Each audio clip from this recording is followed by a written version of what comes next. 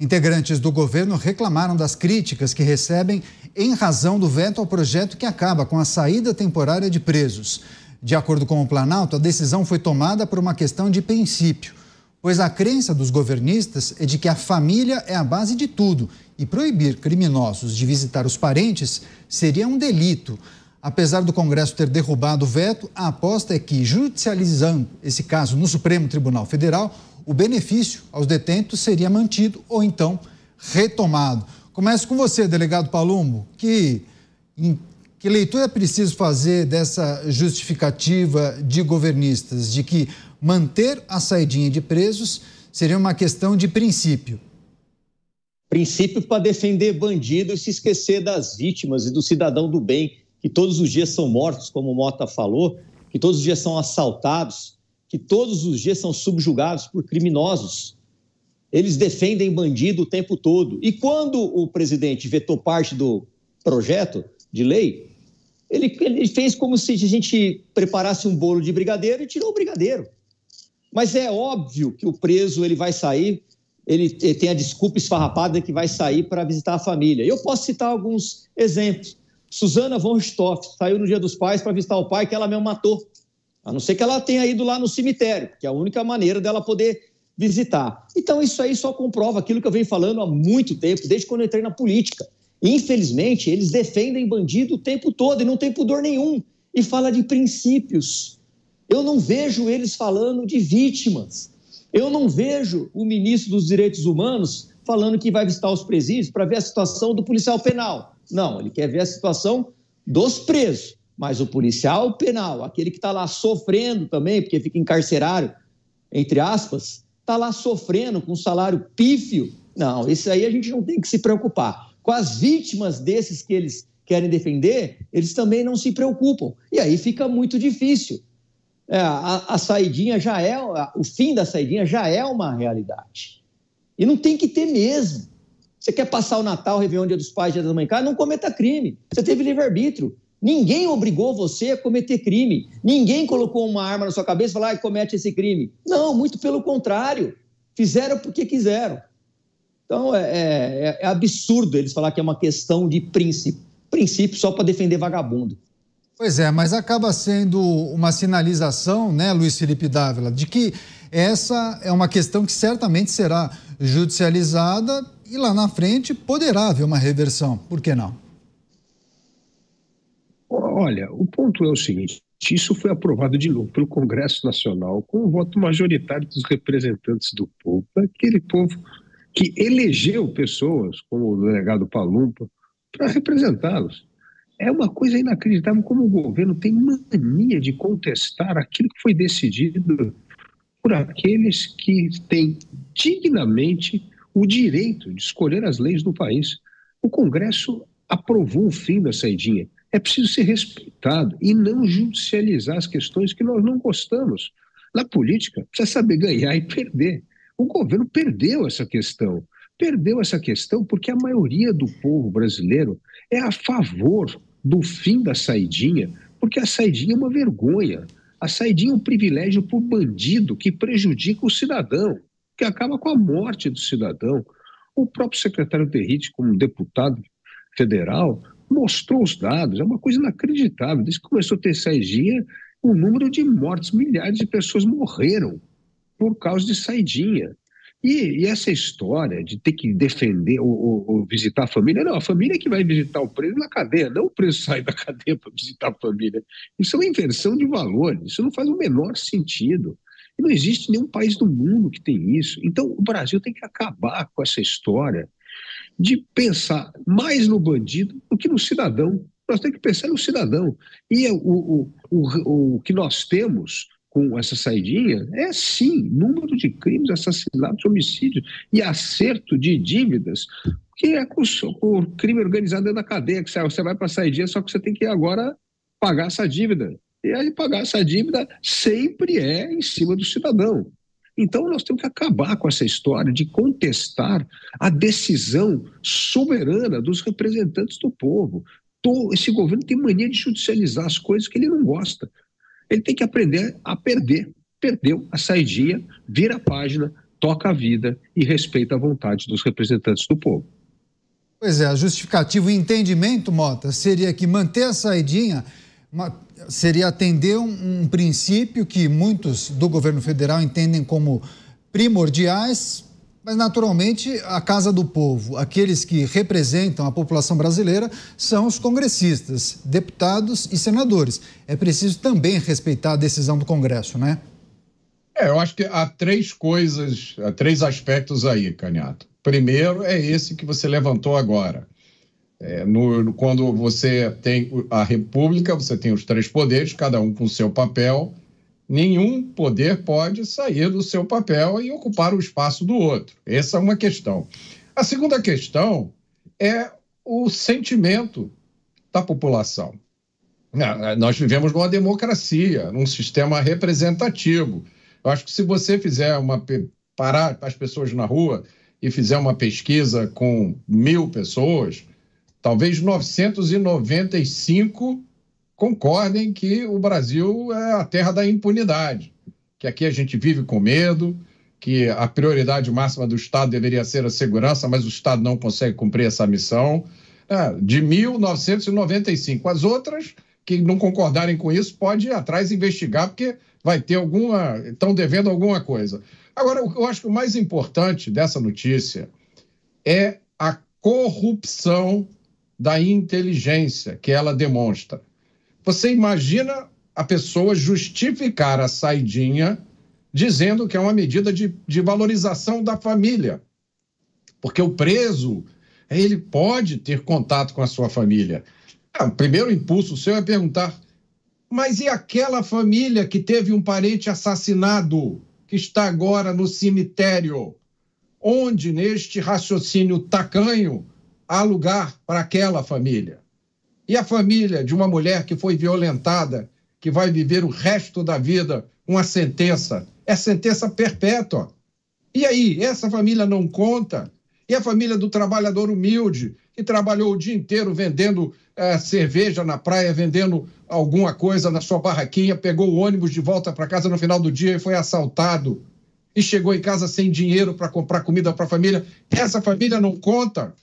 E aí, Canhato, só para a gente explicitar a leviandade, o absurdo desse raciocínio, se você levar esse raciocínio ao limite, então faz o seguinte, não prende o criminoso. Para que você vai privar o criminoso da convivência com a família? O sujeito cometeu um crime, deixa ele solto. A família não é a coisa mais importante? Então você perceba a imoralidade desse raciocínio. Isso é um deboche com as pessoas. Então, não só você corre o risco de ser vítima da violência, como você ainda tem que ouvir esse tipo de coisa. Isso é uma violência intelectual, é um crime intelectual e moral. É um absurdo isso. Você, delegado Palumbo, eu fico imaginando a repercussão no ambiente policial, né? Que, na verdade, tem o trabalho de monitorar esses detentos que ganhavam esse benefício. Muitos entendem que há já uma movimentação para tentar lá na frente flexibilizar, judicializar junto ao Supremo Tribunal Federal, porque assim, há grupos e mais grupos, alguns oriundos da política, que acham que sim, é uma ferramenta que funciona na ressocialização, que isso ajuda, que é preciso brigar para que a saidinha se mantenha ativa, né? Eu ouço muito isso, principalmente na Comissão de Segurança, mas isso é absurdo. Eles vão visitar a família, esse é o princípio? Pois tá. Na última saidinha, 25 presos estavam num prostíbulo, estavam visitando a família lá? Creio que não. Então eles saem para roubar, eles saem para matar, eles saem para estuprar. Na última saidinha, também na penúltima, uma mulher foi estuprada, pessoas morrem, pessoas perdem seus patrimônios, porque, como bem disse o Dávila, alguns desses presos saem com missão, e às vezes de matar, às vezes de saldar a dívida. Como que ele vai saldar a dívida? Roubando. É óbvio que eles vão roubar. Então, se uma pessoa for morta, uma só pessoa for morta, por causa de uma saidinha, a gente não tem mais que ter saidinha. É livre-arbítrio. você tem a sua escolha de fazer o bem ou o mal. Se você escolheu o mal, você tem que ser punido por isso. Mas aqui no Brasil é o país dos criminosos, onde a impunidade impera. Aqui é um país onde criminosos se dão bem o tempo todo. É um país onde nós temos um monte de congressista que legisla em favor de bandido, em favor de traficante. Tanto é verdade isso que tem um projeto de lei para anistiar os traficantes que foram presos com menos de 40 gramas. E daqui a pouco vai se abrir precedente para quem estava com crack, com cocaína, com haxixe, e eles vão abrindo a porta da cadeia o tempo todo, e quem paga o pato aqui é o povo trabalhador que todo dia é subjugado por esses indivíduos que não merecem estar em sociedade. Um cabo de guerra, né, Dávila? Porque de um lado são aqueles que defendem o endurecimento da legislação, retirada de benefícios para criminosos, só que há grupos que entendem que, na verdade, é preciso flexibilizar, oferecer benefícios sob a justificativa de que isso ajudaria na ressocialização, na recuperação desses criminosos. Bom, vamos aos números, né? O governo disse que vetou a questão da saída por uma questão de princípio, que tinha que defender que os presos tinham que conviver com a família. Então, eu levantei aqui os números. Veja só, em 2023, 15.249 presos não voltaram para a cadeia. Saidinha. Então, você tem, pelo menos, 15.249 criminosos de volta às ruas, com a saidinha. Se você pegar o histórico de 2003 a 2023, Candiato, sabe quantos presos não retornaram à cadeia? Quantos? 201.543. Ou seja, a saidinha devolveu para o crime 201.543 criminosos. E o número de homicídios, por causa da saidinha, foi de 2.015 vítimas de homicídio no país.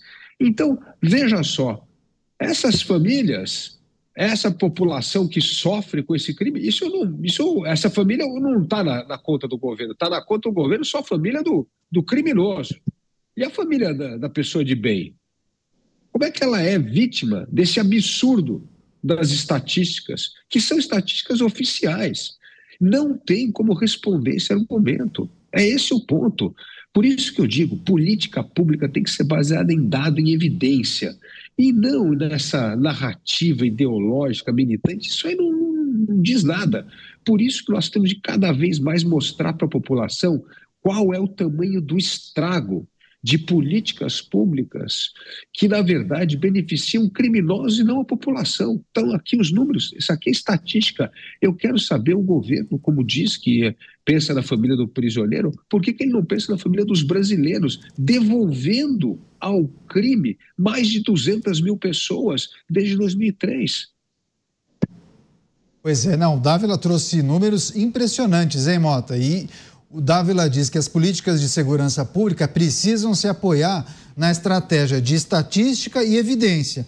Só que o que a gente mais vê, tentativa e erro, e muito erro, né? Que a gente precisa considerar 2.000 famílias perderam entes queridos em decorrência do dispositivo das saidinhas, viu, Mota? É o que o Dávila levantou, é o que se chama de segurança pública baseada em evidências. É uma coisa muito simples, é você usar o que já foi provado que funciona. Você quer saber a coisa que já foi provada que funciona contra o crime? É você prender o criminoso e mantê-lo na cadeia.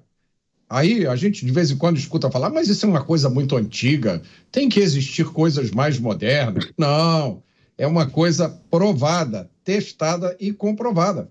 Tira o criminoso da rua, bota ele numa cela, ele vai cometer 0 crimes a partir de agora. E para determinados crimes que afrontam profundamente o nosso sentimento de justiça, de moral, prisão pela vida inteira. Acabou. É simples assim.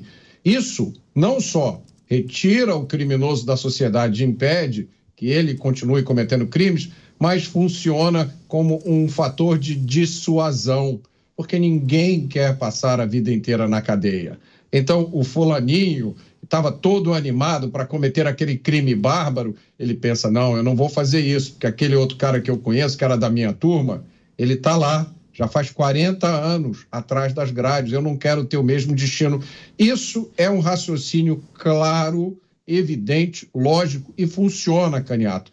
Mas por razões que eu realmente não consigo determinar, existe um grande número de pessoas, por coincidência todos no lado esquerdo do espectro político, que rejeitam tudo isso. Para eles, o criminoso é um anjinho caído do céu, que sempre merece uma oportunidade, e se você tiver que fazer uma escolha e errar para prejudicar alguém, prejudique o cidadão de bem, jamais o criminoso.